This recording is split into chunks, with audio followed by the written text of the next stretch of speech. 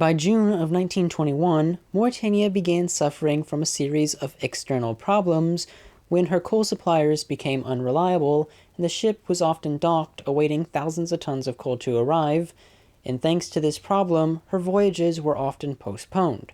Once Mauretania was able to go off on her voyages, it would take a dreadful 6 to 7 days for the ship to complete a crossing, since it was averaging approximately 18 knots, which is pathetic compared to the 27 knots the ship is designed to reach. During the end of July, Mauretania had just completed another round trip, and the vessel would be docked at Southampton in berth 46, also known as the White Star Dock. On July 22nd, with Mauretania safely docked port side facing land, Mauretania's passengers and cargo would be unloaded, and later that day, much of the crew would also leave the ship as they were granted a short leave.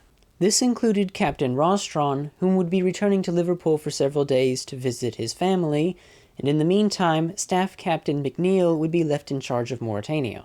At 1:30 p.m. on July 25th, 1921, one word that no ship commander ever wants to hear was shouted: fire. On the starboard side of E-deck in a first-class cabin, a fire began blazing, and it would quickly begin to spread up the woodwork of Mauretania's panels. The skeleton crew was quick to react. There were 2 fire hoses that were capable of reaching the blaze, one on the port side and one on the starboard side, so the crew quickly got these and began rushing to the fire, but when they turned them on, there was a slight problem. These needed steam pressure to work at maximum capacity, and currently steam pressure was low as Mauretania only needs electricity running, so very little water was coming out. Luckily, Chief Engineer Andrew Cockburn was on board Mauretania at the time, and he quickly gathered some men to put coal in the boilers so steam pressure could be built up to operate the fire hoses, as he was actually a survivor of the Lusitania disaster, and he refused to watch the sister ship sink as well. Even with the efforts of the chief engineer getting the 2 fire hoses up to maximum capacity, that was still not enough to fight the flames. The White Star Dock Fire Brigade would be called in to assist, and eventually Southampton fire brigades began showing up to assist in fighting the flames.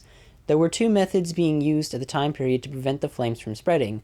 The first one obviously being spraying water directly onto the fire to keep it small, and the other one being to spread water across the wood paneling and floors and surrounding areas that have not caught a flame yet to prevent the flames from spreading.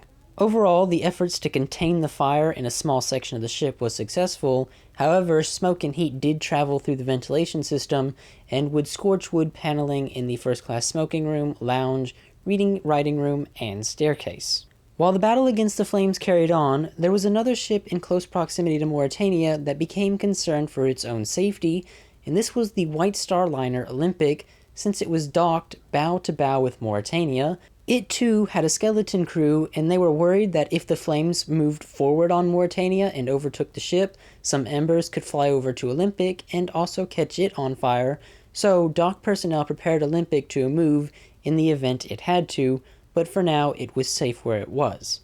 Meanwhile, back on Mauretania, another problem began to brew.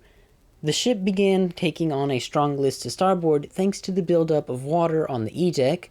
Normally, water would be able to drain through the ship's scuppers and exit through the bottom of the ship. However, the flames were breaking away a lot of debris, and these would clog up the ship's scuppers, so water was building up on the E-deck on the starboard side near the gangway doors. With the water building up on the D and E deck, the ship began to list over, and eventually it was listing so far that the moorings to the dock began to break on the bow, while the stern held firmly.